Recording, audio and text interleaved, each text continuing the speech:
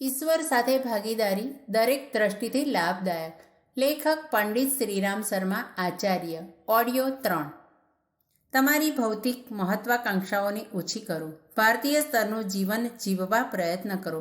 આત્મશુદ્ધિનું એ જ પ્રથમ ચરણ છે. આને અપનાવવાથી અભાવ અને અસંતોષમાંથી નિવૃત્તિ મળશે અને એવું થશે કે પોતાની પાસે પૈસા પ્રચુર પ્રમાણમાં મોજૂદ છે.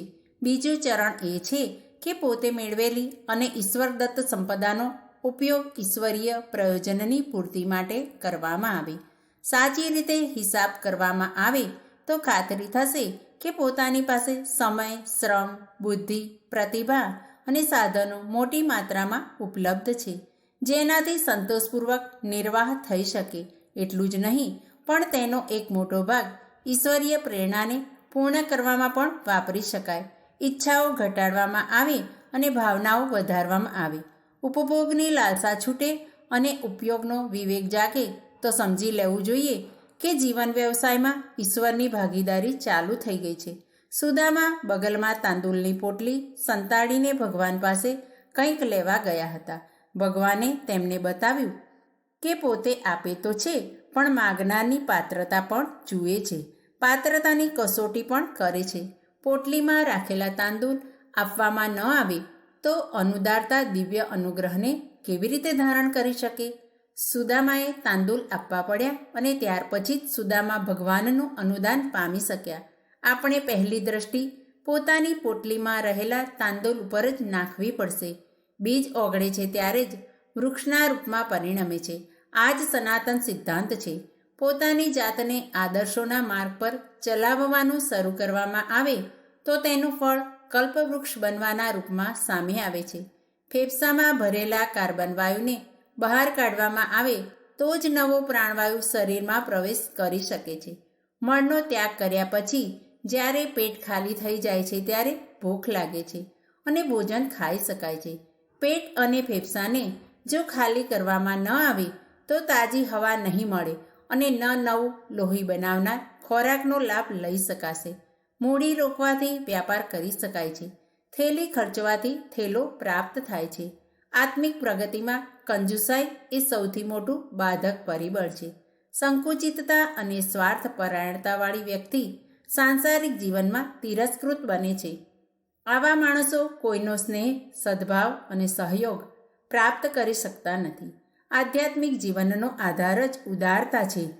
ઉદારતાના બદલામાં જ સાંસારિક જીવનમાં સહયોગ પ્રાપ્ત કરી શકાય છે. જીવનમાં સેવા ધર્મ અપનાવીને જ ઈશ્વરની સાથે આદાન પ્રદાન કરવાના શ્રી ગણેશ કરી શકાય છે. કરનો મણકો ફેરવનારાઓ જો મનનો મણકો ન ફેરવે તો તેમને જપ સાધનાનો જે લાભ મળવો જોઈએ તે મળતો નથી. સૃષ્ટિના ક્રમમાં યજ્ઞ કર્મ જ સર્વશ્રેષ્ઠ છે. એના સહારે જ આ સંસાર સ્થિર રહે છે અને ફૂલે ફાલે છે. વાદળા પોતાનું પાણી ખેતરોમાં વરસાવે છે તો તેની ખોટ સમુદ્ર નિરંતર પૂરી કરતો રહે છે. નદીઓ ખેતરો અને બગીચાઓને સિંચવા દોડતી રહે છે તો તેની ખોટ હિમાચ્છાદિત શિખરો પૂરી કરતા જ રહે છે. જમીનને ખાતર પૂરું પાડવા માટે વૃક્ષો પોતાના પીળા પાંદડા નીચે ખેરવી નાખે છે તો તેના બદલામાં પ્રકૃતિ નવી કૂંપળો, નવા ફૂલો અને ફળોથી વૃક્ષોને લાદી દે છે. ઘેટા પોતાનો ઊન પરોપકારાર્થે આપી દે છે તો બદલામાં તેમને દર વર્ષે નવું ઊન મળતું જ રહે છે. જ્યારે રીંછ એક પણ વાળ કોઈને આપતું નથી તો પ્રકૃતિ પણ એવું જ કરે છે. શરૂઆતમાં જેટલા વાળ હોય છે તેટલા જ રહે છે. તેનાથી વધારે પ્રાપ્ત કરવાનું સૌભાગ્ય તે ક્યારેય પ્રાપ્ત કરી શકતું નથી. ઈશ્વરની જીવંત ભાગીદારીમાં તેના તરફથી પૂરતા પ્રમાણમાં સાધનો પૂરા પાડવામાં આવ્યા છે. હવે આપણો વારો છે કે આપણે પણ ઈમાનદારીપૂર્વક તેમને પ્રદાન કરીએ. આ વિશ્વરૂપી ઉદ્યાનને સુવિકસિત અને સુસંસ્કૃત બનાવવો અને તેમાં ઈશ્વરને સાથ આપવો એ જ મનુષ્ય જીવનનો એકમાત્ર ઉદ્દેશ્ય છે. આ જીવન આ જ હેતુ માટે આપવામાં આવ્યું છે. જીવનમાં સેવા ધર્મ અપનાવીને આપણે પોતાની જાતને પરિષ્કૃત, સમાજને ઉપકૃત અને ઈશ્વરને પ્રસન્ન કરવાનો ત્રેવડો લાભ ઉઠાવીએ છીએ. આની ઉપેક્ષા કરવાથી તો વાસ્તવમાં કશું જ પ્રાપ્ત થતું નથી. ભક્ત પ્રેમી હોય છે. પ્રેમ એટલે ઉદાર સહયોગ. આપણે ઈશ્વર પાસે કશું માગવાની જરૂર નથી. પાત્રતા વધતા જ પિતા તરફથી તમામ સાધનો અને અધિકાર સહજ રીતે પ્રાપ્ત થાય છે. ખાડો જેટલો ઊંડો હશે તેટલું જ વધારે પાણી તેમાં ભરાવાનું છે. છીછરા પાત્રમાં તો થોડુંક જ પાણી સમાય છે, પછી ભલેને મેઘ ગમે તેટલું જળ વરસાવે. આપણે પણ આપણી પાત્રતા અને પરિધિ વધારવી જોઈએ અને ઈશ્વરીય પ્રયોજનો માટે આપણા અનુદાનોની માત્રા વધારવી જોઈએ. યોગ સાધનાનો અર્થ છે ઉદાત્ત ચિંતન. તપશ્ચર્યાનું તાત્પર્ય છે આદર્શો માટે કષ્ટ સહન કરવું. આત્મિક પ્રગતિની લાંબી યાત્રા આ 2 ડગલાને ક્રમિક ગતિથી ભરવાથી જ પૂરી થાય છે. ઈશ્વર પ્રાપ્તિના લક્ષ્ય સુધી પહોંચવાનું આ જ 2 આધારોના સહારે શક્ય છે. આપણો વ્યવસાય ભલે ગમે તે હોય, પણ અંતઃદ્રષ્ટિ તો એ જ રહેવી જોઈએ કે અમારે આદર્શવાદી અને ઉદાર બનવું છે. આ માર્ગમાં જો કોઈ અવરોધ હોય તો તે છે કૃપણતા અને સ્વાર્થ પરાયણતા. આ સુરસાના મોઢામાંથી નીકળ્યા વિના કોઈ હનુમાન રામકાજ કરવામાં સમર્થ નથી થઈ શકતો. આ વસંત પર્વથી આપણા જીવનમાં ભગવાન સાથેની ભાગીદારીનો નવો નિર્ણય થવો જોઈએ. આ વિશ્વ ઉદ્યાનમાં આપણે આપણી જાતને એક માળી માનવો જોઈએ. તેને સુરક્ષિત અને સુવિકસિત રાખવાની જવાબદારી આપણા સિરે આવી છે એવું માનીને શરીર અને પરિવારનું પાલન કરવાનું છે. આ જ નીતિ અપનાવવી પડશે. એટલું જ નહીં, વારંવાર ઔચિત્યની કસોટી પર કસતા પણ રહેવું જોઈએ. આપણી પ્રવૃત્તિઓ અને આકાંક્ષાઓને તપાસતા રહેવું જોઈએ કે ક્યાંય લાલસા અને લિપ્સા ઔચિત્યની સીમાને તોડી તો નથી રહીને. આપણા વિચારો અને પ્રયાસો ક્યાંક ભૌતિક પ્રયોજનોમાં તો નથી અટવાઈ ગયા ને. સમય અને શક્તિઓનું વિભાજન આપણે સ્વાર્થ અને પરમાર્થ બંનેમાં કરવું જોઈએ. ભૌતિક પ્રગતિની સાથે જ આત્મિક પ્રગતિ પણ જોડાયેલી રહેવી જોઈએ. સંસારને જ નહીં પણ ઈશ્વરને પ્રસન્ન રાખવો એ એક મોટું કામ છે. શરીરને સુખી રાખવું બરાબર છે, પણ આત્માની જરૂરિયાતોને પણ ધ્યાનમાં રાખવી જરૂરી છે. ભાગીદારીમાં લાભ અને ઉત્પાદનનું યોગ્ય વિભાજન થાય છે. આપણે આપણા સમય અને આપણી સંપદાનું એ રીતે વિભાજન કરવું જોઈએ જેનાથી લોક અને પરલોકના બંને પ્રયોજન સધાતા રહે. 24 કલાકના સમયમાંથી 8 કલાક કમાવા માટે, 6 કલાક ઊંઘવા માટે અને 5 કલાક અન્ય કાર્યો માટે ખર્ચવામાં આવે. 20 કલાક શરીર તથા પરિવાર માટે, લૌકિક નિર્વાહ માટે પૂરતા માનવામાં આવે. બાકી રહેલા 4 કલાક ઈશ્વરીય પ્રેરણા અને આત્માની જરૂરિયાત પૂરી કરવામાં વાપરવા જોઈએ. મગજમાં માત્ર લૌકિક ચિંતન જ ન ચાલવું જોઈએ, પણ આત્મકલ્યાણ અને વિશ્વ કલ્યાણની વાતોનું પણ ચિંતન થવું જરૂરી છે.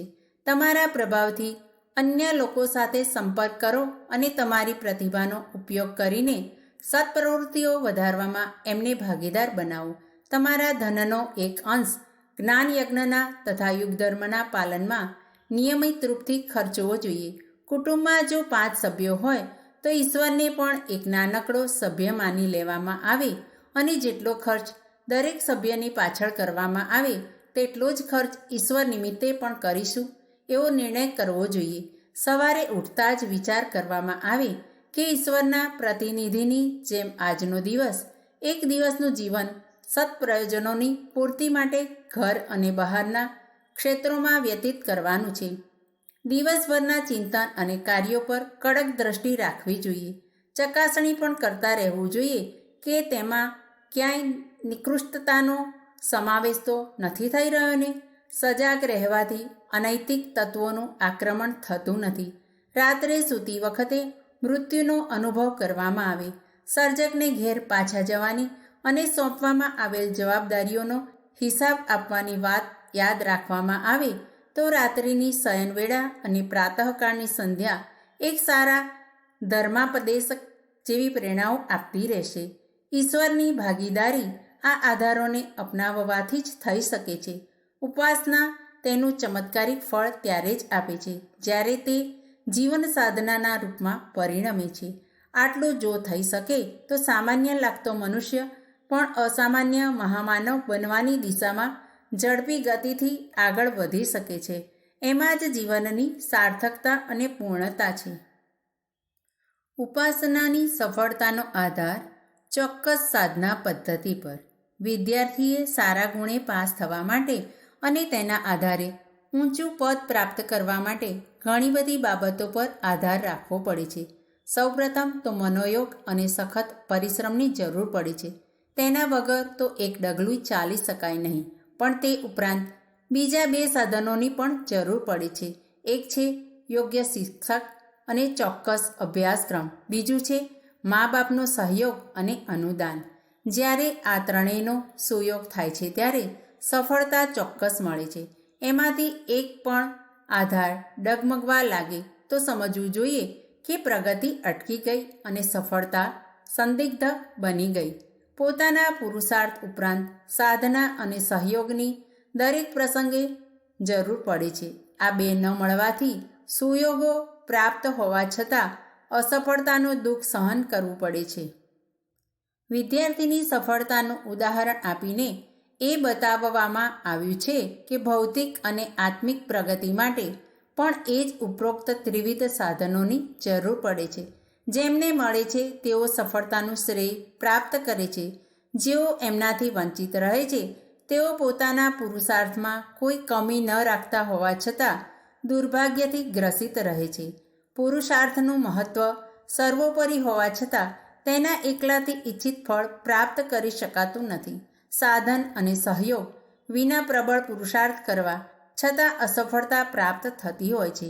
વિદ્યાર્થીને યોગ્ય શિક્ષક ન મળે અને મા બાપ દ્વારા તેના માટે ભોજન, વસ્ત્ર, પુસ્તક, ફી વગેરેનો પ્રબંધ કરવામાં ન આવે તો પુરુષાર્થી અને મેધાવી બાળક હોવા છતાં તેને ઇચ્છિત સફળતાથી વંચિત રહેવું પડે છે. આત્મિક ક્ષેત્રની સફળતા માટે પણ આ જ વાત લાગુ પડે છે. સાધના પદ્ધતિ સાચી અને ચોક્કસ હોવી જોઈએ.